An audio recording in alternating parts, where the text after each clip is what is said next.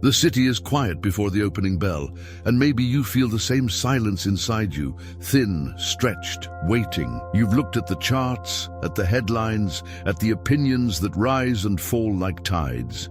Yet there is still a whisper under the noise that asks a simple question. Why do the richest and calmest investors keep returning to a book that calls wealth a vapor? If you have ever felt your chest tighten when prices move, if you have ever measured your worth by a number on a screen, if you have ever wondered whether certainty is something money can buy, then know this: I see you. I understand that ache.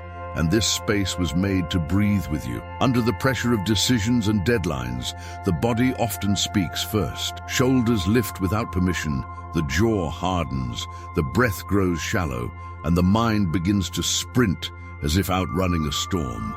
Markets are not just financial weather, they are internal weather too. The fear of being late, the sting of having been wrong, the quiet grief of comparing yourself to someone who seems to have known the secret. These live not only on spreadsheets, but in nerve endings and memory. Nothing about this is a moral failure. It is simply how a human nervous system asks for safety. When you feel that tremor, you are not broken. You are alive, sensitive, and ready to learn a different rhythm. Ecclesiastes meets us precisely there. It does not deny volatility, it names it. It does not promise control, it offers wisdom. That ancient word, Hevel, breath, vapor, mist, does not call life meaningless. It calls it elusive, slippery, resistant to our attempts to grip it with closed fists. And strangely, naming the mist clears the view.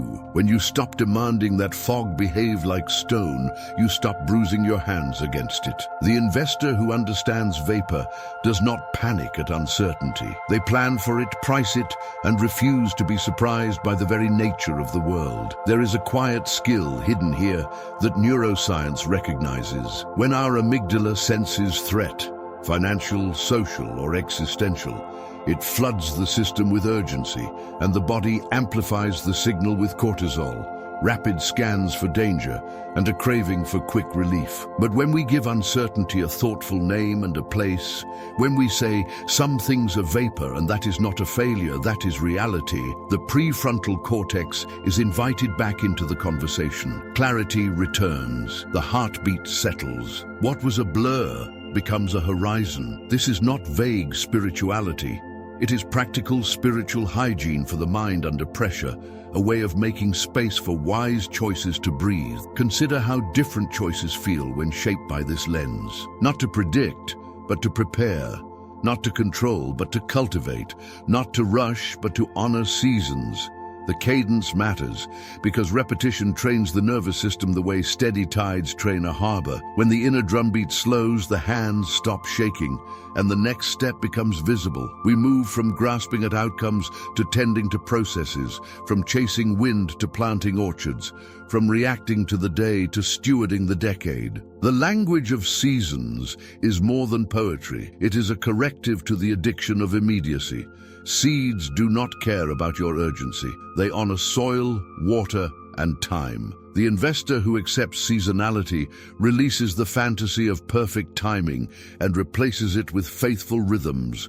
Regular sowing, patient tending, honest harvesting. This posture dignifies small, repeated acts. It treats rebalancing like pruning, cash reserves like roots, and learning like sunlight that returns again and again. You will notice the body respond here too.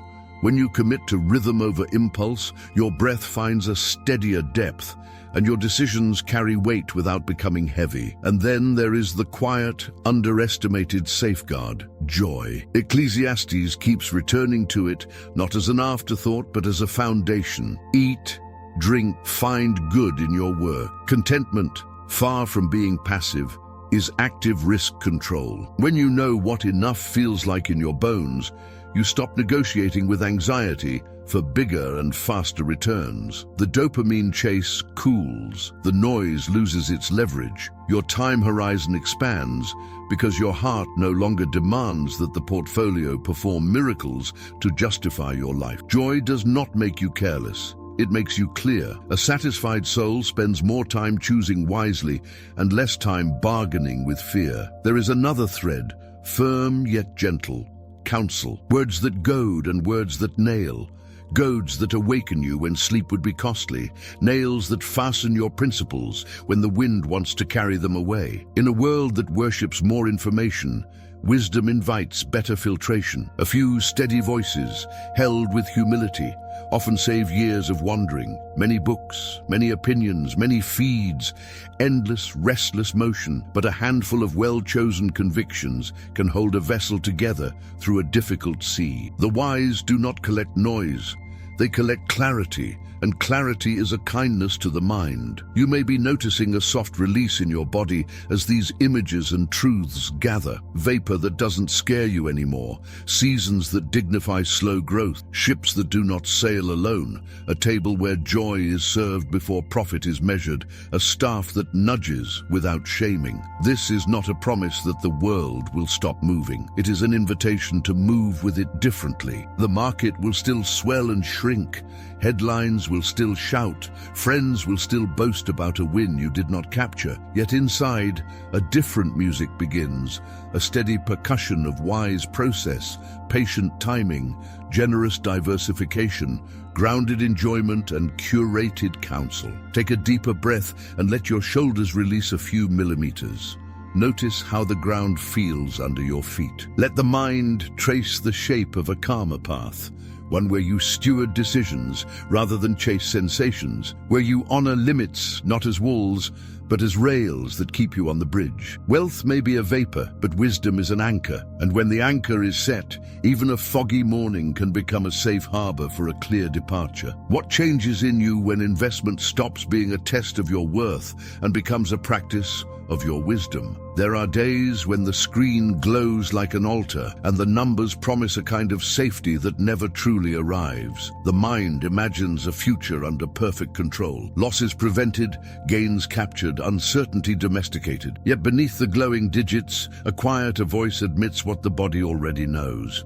Control is thin, outcomes are slippery, and chasing certainty is its own exhausting gamble. The pain here is not greed, it is the ache for stability, the fear of losing face, the wish to be untouchable. Many have tried to purchase that feeling with more capital, more leverage, more cleverness.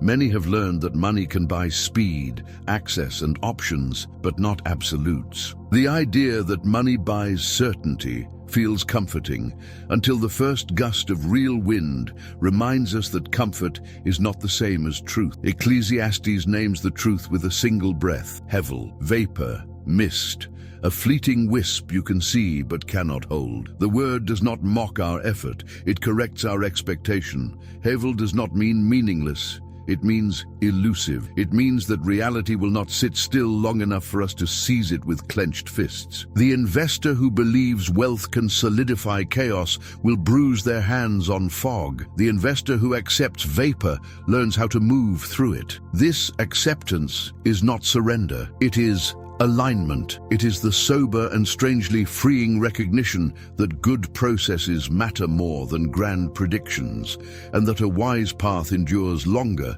than a perfect moment. The nervous system understands this at a level deeper than slogans. When markets lurch, the amygdala does not wait for a quarterly letter. It fires.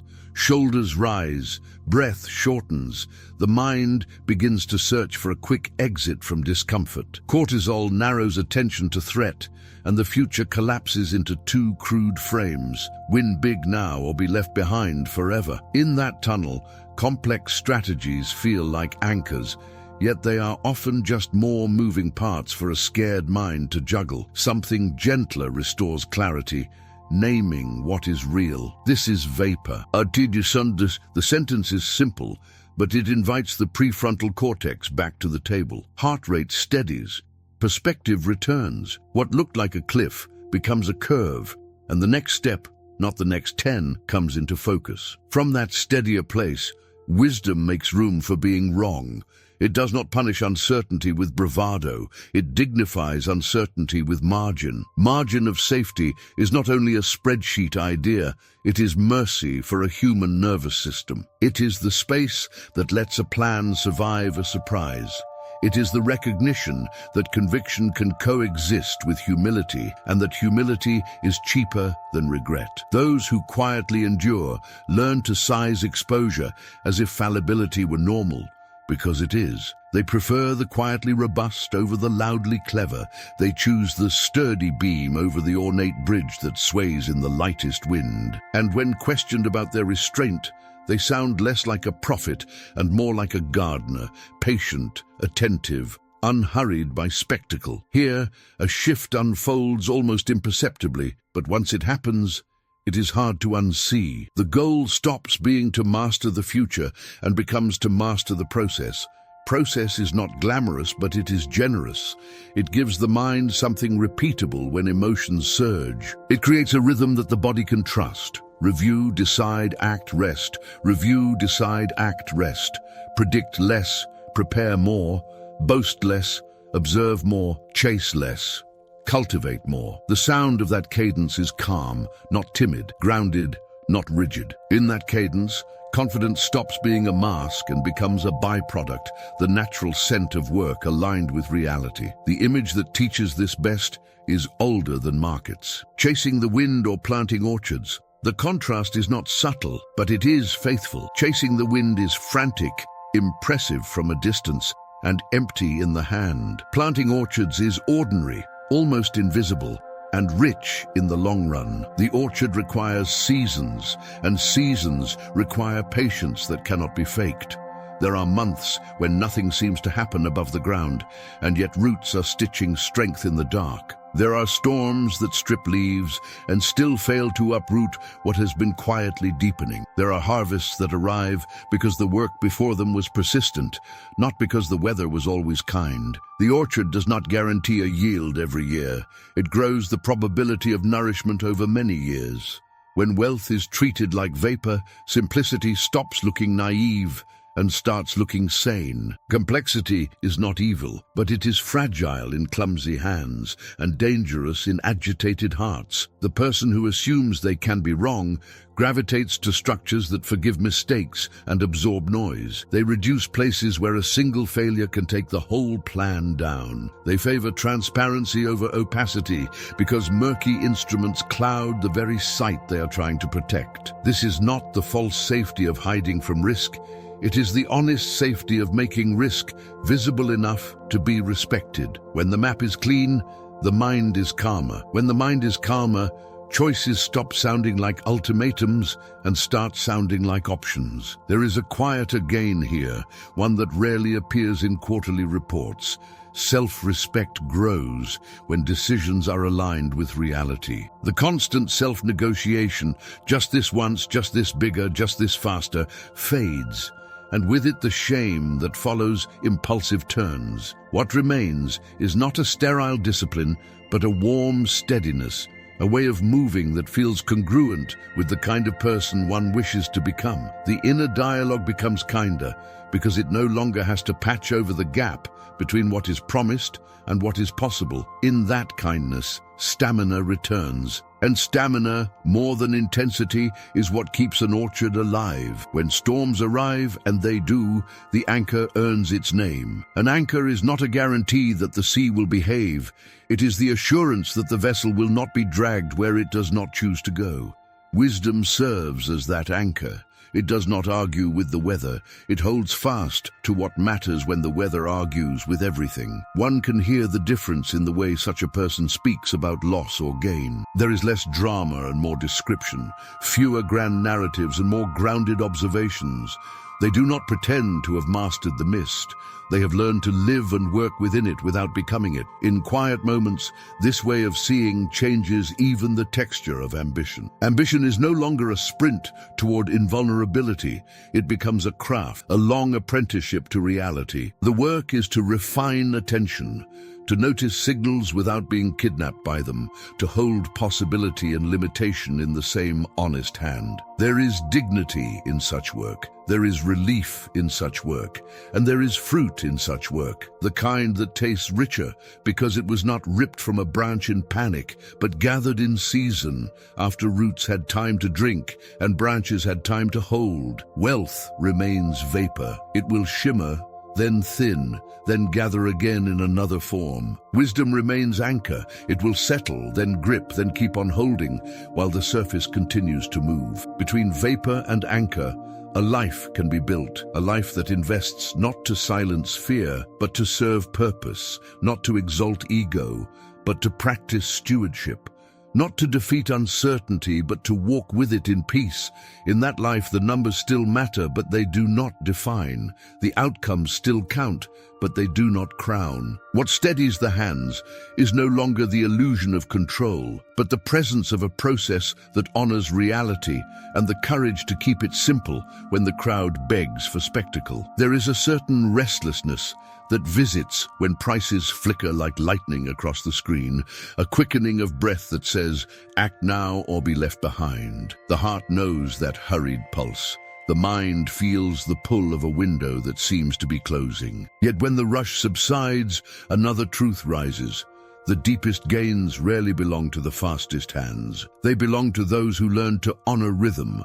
They belong to those who traded the drama of perfect entry for the dignity of faithful time. And that shift from seconds to seasons changes not only portfolios, but nervous systems, friendships, and sleep. FOMO is a storyteller with a loud voice and a short memory. It tells of a trade that doubled overnight and forgets the 100 that thinned to nothing.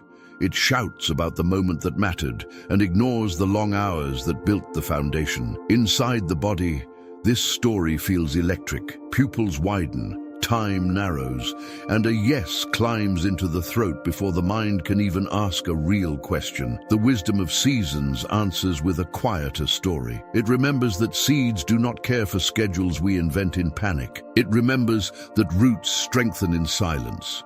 It remembers that steady drops fill a well, even when no one is watching. In that remembering, the body softens, shoulders lower. The calendar becomes a companion rather than a tyrant. To live by seasons is to accept that growth is lumpy, uneven, and sometimes hidden. There are weeks where nothing shows, and yet everything important is happening beneath the surface. Capital compounding quietly, skill maturing, character settling into deeper grooves. There are also bursts, moments when the curve finally reveals what patience has been making in secret. The mind that honors seasons does not confuse silence with failure or motion with progress. It learns to let time do work that force cannot do. It learns that endurance is not dullness, but a kind of intelligence that trusts the slow forces shaping value. The language of rhythms gives the nervous system something to hold when headlines try to carry it away.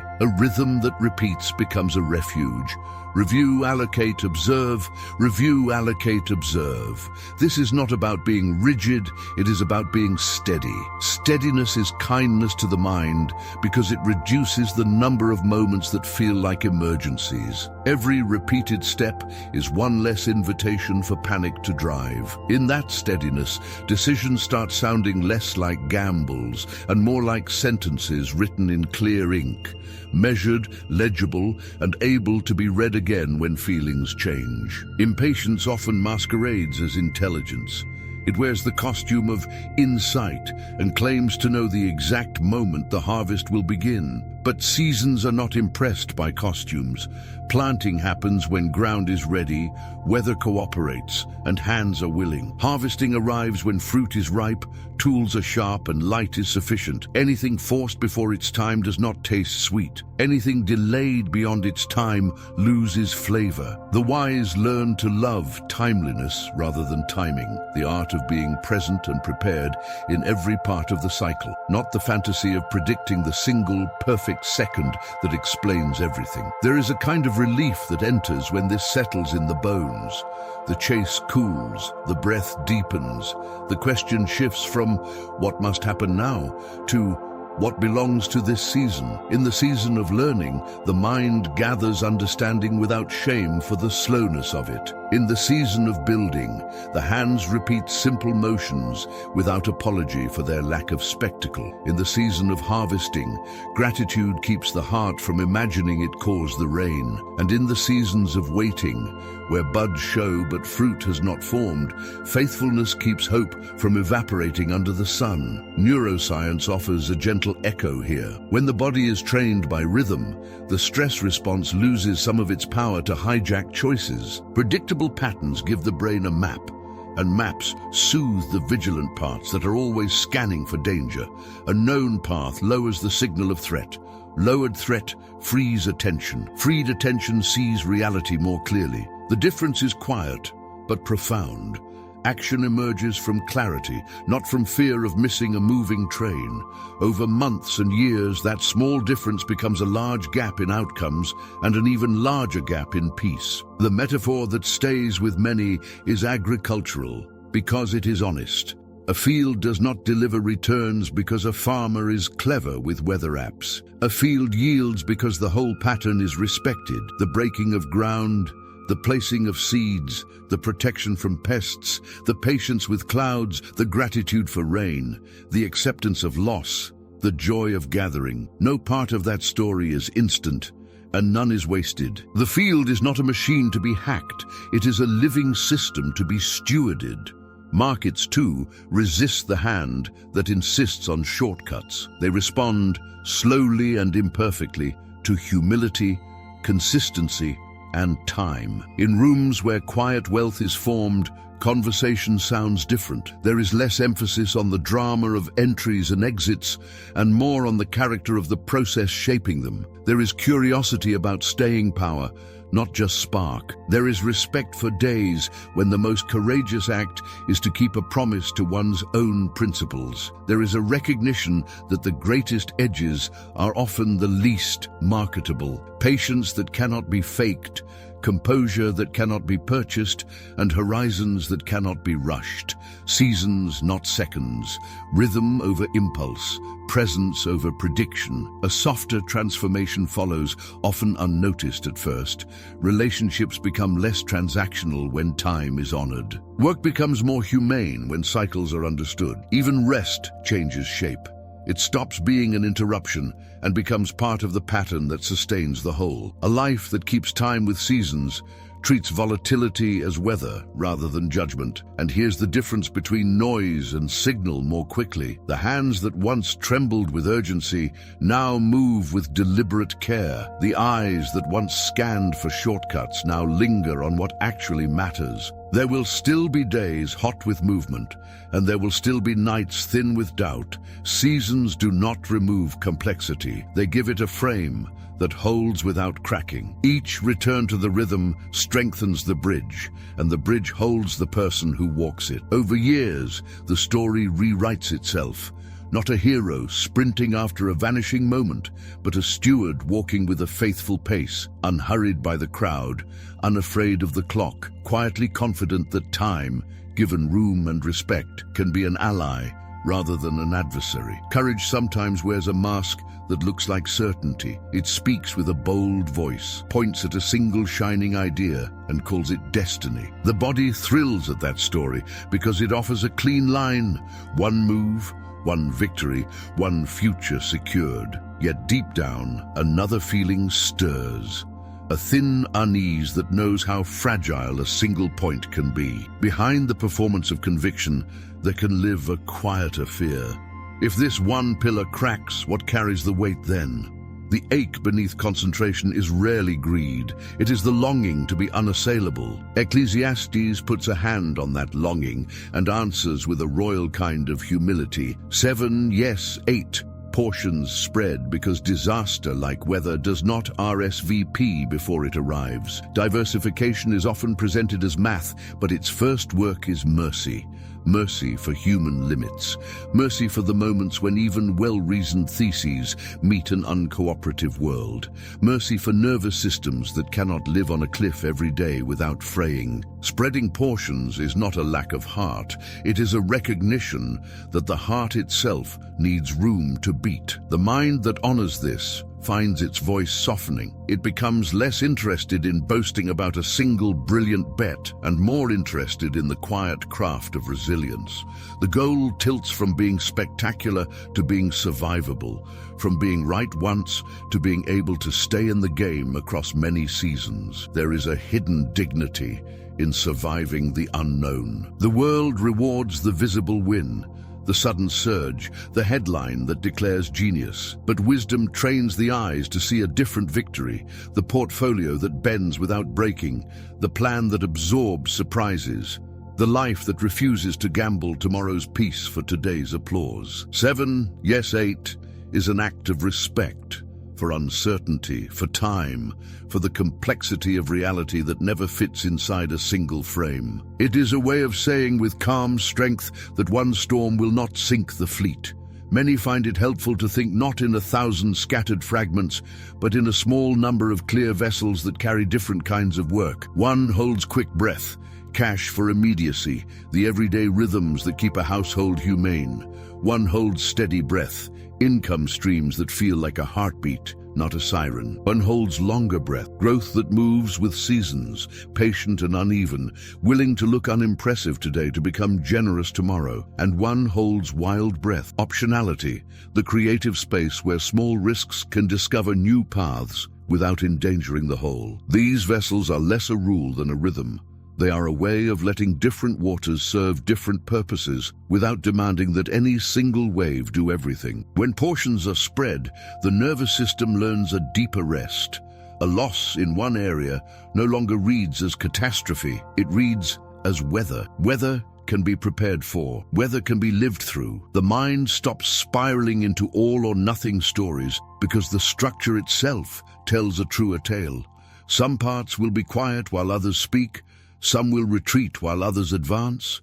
Some will disappoint while others delight. This layered conversation inside the portfolio keeps one voice from shouting the others into silence. Peace grows not from naivety about risk, but from intimate familiarity with it and the graceful distribution of its weight. The old temptation remains, of course. The gleam of the obvious trade, the rally that feels like a tide too strong to resist, the chorus that calls concentration courage. Yet confidence that needs a single bet to feel alive is a fragile confidence. There is another kind, a settled assurance that accepts being wrong as part of being human and chooses structures that forgive wrongness without erasing the future. In that assurance, pride loosens its grip and curiosity returns. Questions sound different. Not, how do I win spectacularly now, but how does this hold together when the wind turns? The image of ships on many waters lingers because it is faithful to experience. No captain controls the sea. The wise captain respects it. One vessel may face a sudden squall, while another moves under gentle skies. One route may choke with fog, while another opens to sun. A fleet makes it possible to continue even when a single passage becomes impossible. This is not cold calculus. It is warm realism, the kind that refuses to confuse a favorite vessel with the entire voyage. In that realism, love for any one ship becomes proportionate, and stewardship for the whole journey deepens. Diversification also tells a kinder story to the self on difficult days. Shame often enters when a concentrated idea falters, whispering that the person has failed rather than the thesis. Spreading portions diffuses that shame. Outcomes remain important, but identity detaches from any single outcome's verdict. The soul regains room to learn because it no longer has to defend an all-in version of itself. Learning grows in that room. Adaptation grows. The ability to hear unwelcome information without collapsing grows. These are quiet, priceless returns, compounding not on a statement, but in a life. Some seasons will ask for more ballast. Others will ask for more sail. Diversification gives permission to respond without drama. The structure is not a cage.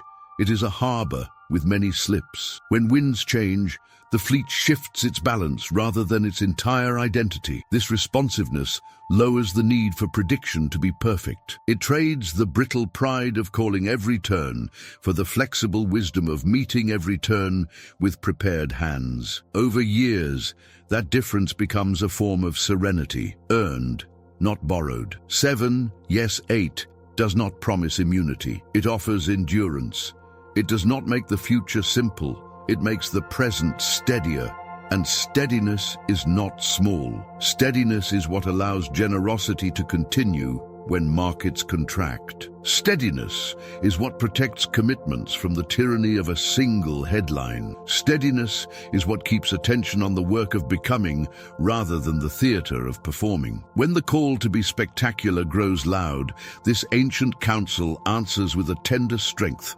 Survive the unknown, respect the waters, let many ships carry the hope you hold. In rooms where wisdom gathers, the conversation around risk sounds less like a dare and more like a vow. Not a vow to never bend, but a vow to bend and not break. The richest learning often happens in that bend. The moment humility meets structure, the moment conviction meets limits, the moment the ego loosens, and the person deepens. Diversification, at its heart, is the practice of making space for those moments without letting them take the whole house down. It is the architecture of staying. It is the quiet math of mercy. It is the royal modesty of Solomon's counsel, still speaking across centuries, still steadying hands that would rather build a fleet than worship a single ship. There is a hush that arrives when the day has given all its noise, a hush where the body finally admits what the portfolio tries to hide. The pulse has been sprinting, the jaw has been holding, and a thin thread of comparison has been tugging at the edges of joy, asking it to wait outside until the numbers behave. Beneath the careful language of return and risk sits a softer truth, the hunger to feel safe, to feel seen, to feel that life can be enjoyed without negotiating with tomorrow. Ecclesiastes does not postpone that hunger, it dignifies it. Eat, drink, take delight in the work given to you. This is not an afterthought, it is a foundation. Joy, placed at the center rather than at the finish line, becomes a quiet form of strength. The ache of not yet is familiar. It says happiness will arrive after this benchmark, after this promotion, after this rally, after this proof that effort was worth it. The body learns that script and begins to live on futures. Sleep thins, meals become mechanical, moments with loved ones blur into a waiting room for the next event. In that climate, returns are asked to carry too much. They must not only grow, they must justify existence. This is a heavy demand for any asset and a heavier demand for a human heart. When joy is deferred indefinitely, risk tolerance warps into risk hunger, and risk hunger dresses up as strategy. Contentment is not a small feeling. It is a stabilizing structure. Think of it as a baseline, a resting heart rate for the soul. When that baseline is healthy, spikes of fear or excitement can rise and fall without hijacking the whole system. Neuroscience recognizes this pattern. A regulated baseline quiets hypervigilance, frees working memory, and returns the prefrontal cortex to the helm sooner after shocks. In plain life, this means fewer frantic pivots, fewer bargains made with anxiety, fewer narratives that turn one red day into a referendum on identity. Contentment does not erase volatility. It lowers the volume at which volatility speaks. There is a tenderness in discovering what enough actually feels like inside the body. Not a spreadsheet cell, but a sensation. Shoulders easing, breath deepening, eyes softening as the present becomes livable again. Enough is not scarcity, it is proportion. It does not cancel ambition, it purifies it. Ambition made clean by contentment becomes craft rather than craving. It turns from prove to serve, from be seen to be steady. In that shift, the hunger for outsized returns loosens its grip and portfolios stop absorbing the work of unmet needs. Joy practiced in ordinary ways becomes uncommonly protective. A family meal that anchors the week, a walk that recalibrates pace, a conversation that returns a person to themselves. These are not luxuries running parallel to financial life. They are hedges built into it. When the heart receives regular nourishment, markets stop being the only wells. The mind no longer demands from price action the affirmation that should be coming from relationship, meaning, and rest. The result is quieter eyes when screens scream, kinder interpretations when charts turn, and a sturdier patience when cycles stretch longer than expected. Ecclesiastes returns to this theme with almost stubborn gentleness, as if knowing how easily humans forget it. It is a wisdom that refuses to treat enjoyment as a prize for winners and insists on it as the birthright of the living. The person who receives that insistence discovers a curious freedom. Options are still valuable, but they are no longer disguises for longing. Gains are still welcome, but they are no longer asked to heal what only communion and purpose can heal. Losses still sting, but they no longer unravel the self. Joy has taken some of the weight, and risk, by definition, has less to carry. There is a practical echo to this spiritual truth. When joy steadies the hands, horizons naturally lengthen. Longer horizons make room for compounding to work without the constant interruption of fear. Longer horizons make volatility survivable rather than personal. Longer horizons allow wisdom to choose a slightly slower, sturdier path without feeling punished by the pace. The nervous system recognizes the safety of that space and relaxes into it, creating a feedback loop where peace breeds patience and patience breeds outcomes that panic could never produce. Comparison, however, remains the old thief, dressed in new clothes every season. It whispers that someone else's harvest proves you are late, that someone else's risk proves you are timid, that someone else's story should be yours. Comparison narrows vision until only scoreboard and spotlight remain. Joy widens vision again. It reminds the soul of its own field, its own weather, its own rhythm. Widened vision restores gratitude, and gratitude in turn lowers the leverage of envy. With leverage reduced, crises shrink to size. Decisions regain proportion. The line between desire and desperation becomes visible again. Contentment also invites a healthier conversation with work itself. If joy is always deferred to the end of the task, work becomes extraction.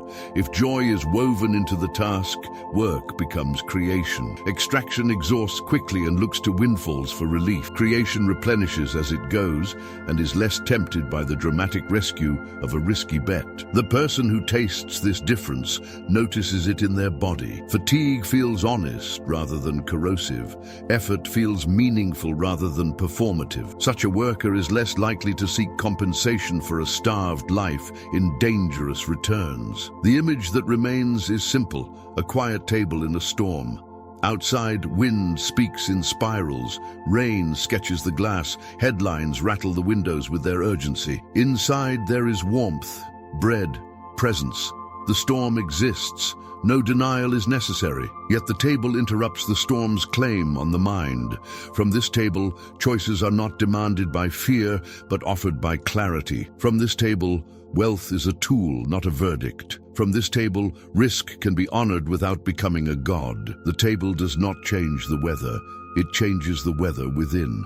When joy is treated as wisdom and not as a weekend, portfolios gain a new kind of resilience. Drawdowns become difficult chapters, not defining names. Rallies become generous seasons, not absolutions. Steadiness becomes possible because the reason for investing has been purified. The purpose is no longer to purchase permission to live. The purpose is to support a life already being lived with attention and gratitude. In that reordering, contentment lowers investment risk without ever stepping onto a trading floor. It lowers it by strengthening the person making the trades, and the person, after all, is the first and most important asset. There is a certain fatigue that does not come from work, but from words. an exhaustion born of too many voices, too many charts, too many confident tones saying opposite things with equal conviction. The body recognizes this overload before the mind admits it. Sleep grows shallow, attention splinters, and decisions feel like walking through fog filled with echoes. In that fog, shame often arrives quietly, whispering that more research will cure what is really a wound of direction. Ecclesiastes names a different medicine: goads that prod toward wise motion, nails that fasten guiding truths, a few sharp words that move us when stalling would cost too much, a few fixed stakes that keep the tent from lifting when the wind grows wild. Goads are not cruelty, they are kindness for the part of us that hesitates under the weight of complexity. They do not flatter, they clarify. They do not predict the future, they illuminate the next faithful step. In rooms where calm investors gather, a goad might sound like a simple question asked without accusation. What precisely would make this decision wise rather than impressive? The body hears that question and straightens a little, as if a spine found its natural line again. A goad cuts through narrative bloat and returns attention to the pulse of the matter. It stings, but it also saves. Nails do a different work. They do not point forward, they hold fast. A small set of principles, hammered deep, can carry astonishing weight across years of weather. They are not slogans dressed as wisdom. They are tested beams that have borne real storms. Risk sized to survive being wrong. Time horizons chosen to match real life, not envy.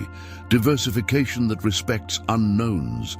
Joy at the center so fear cannot bargain with desire. Counsel that is curated, not collected. Each nail is plain, almost unglamorous, but it keeps the structure from twisting when markets talk the frame. The nervous system relaxes where nails are strong because it no longer fears that one bad gust will rearrange the whole house. Noise multiplies because the modern world pays in attention, and attention is provoked more easily than it is nourished. The mind is not weak for being pulled, it is human. Algorithms study our flare of curiosity and our flinch from pain. They serve more of both. Over time, this diet leaves the mind hyperstimulated and undernourished, jittery with triggers and thin on wisdom. The ancient pairing of goads and nails interrupts this cycle. A goad returns movement to a stuck place. A nail returns solidity to a spinning place. Together, they create a rhythm, advance with clarity, hold with conviction, that teaches the body to trust its own steadiness again. In practice, wise counsel often looks smaller than the spectacle of endless information. A handful of voices, chosen for sobriety and depth, is less impressive to show a crowd than a feed full of novelty. Yet these few voices become landmarks in storms. Their cadence is consistent, their language is precise. They are not seduced by the performance of certainty or the theater of fear. Listening to them feels like stepping off a boat onto a dock you have used for years.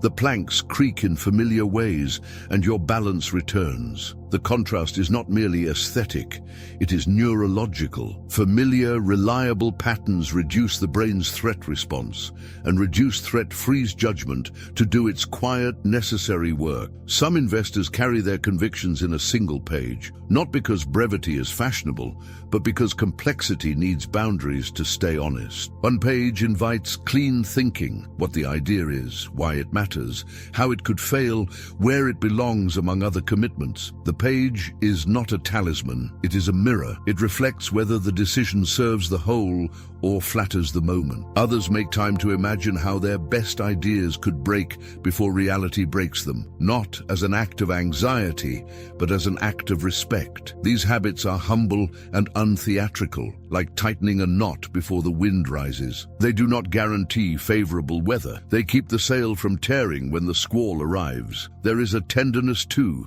in the way wise counsel handles being wrong. Noise punishes error with humiliation. Wisdom treats it as tuition. A nailed principle survives a failed outcome. It turns the bruise into instruction without letting the bruise name the soul. In that atmosphere, curiosity is safe again. Data can be heard even when it contradicts desire. The ego loosens its grip, and learning re-enters the room with its soft authority. Over years, this climate creates a different kind of excellence, not the brittle shine of unbroken streaks, but the quiet strength of a person who keeps deepening without becoming harder. The metaphor of a shepherd's staff holds gently here. The staff does not carry the flock on its back. It guides with measured pressure, one nudge at a time, away from cliffs and toward pasture. Wise words do this. They do not drag a decision by force. They lean it towards sanity. A staff is simple wood shaped by a patient hand. Counsel is simple language shaped by a patient mind. In both, the power is not in volume but in contact. The right touch at the right time, enough to redirect, not enough to wound. The body responds to such touch with relief because it recognizes guidance without domination. Information abundance will continue. Headlines will continue to behave like weather sirens. New experts will bloom and fade in the space of a quarter. Against that backdrop, a life ordered by goads and nails becomes strangely peaceful. Movement is real, but it is paced.